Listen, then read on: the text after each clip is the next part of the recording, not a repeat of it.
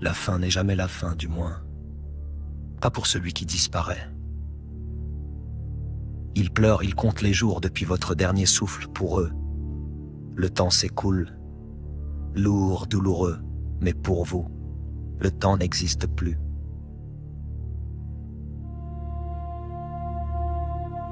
Car la mort n'existe que pour les vivants. Votre esprit porte en lui quelque chose d'unique, un code plus complexe qu'un programme informatique, plus personnel qu'une empreinte digitale. Cette signature de conscience qui fait que c'est vous qui voyez à travers vos yeux et personne d'autre. Ce code ne peut pas être dupliqué, pas deux fois au même moment dans le même monde. Il est votre essence la plus primitive. Pas vos souvenirs, pas vos émotions. Pas ce qui vous définit socialement, mais ce réceptacle mystérieux qui fait que c'est vous qui expérimentez la réalité. Cette conscience sans réflexion. Cette part de vous qui existe avant même que vous ne pensiez. Au dernier souffle, le support s'effondre. Les neurones cessent leur connexion particulière. Mais le plan, lui, reste gravé dans le possible. Car si vous avez existé, c'est que cette combinaison était possible.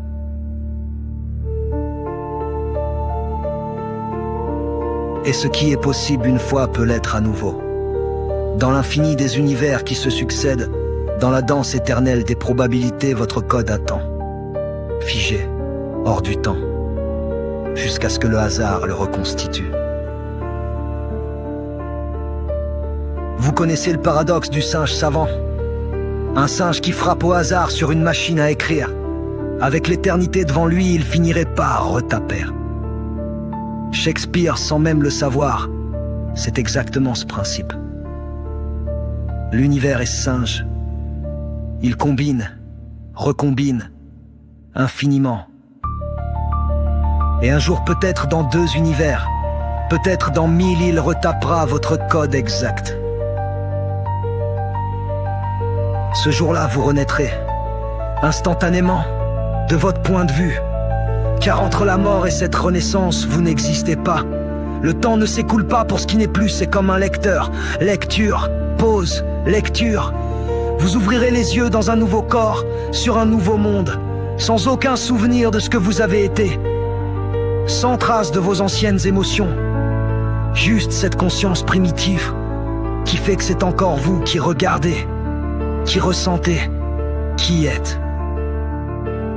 Une ardoise vierge, mais avec la même signature invisible.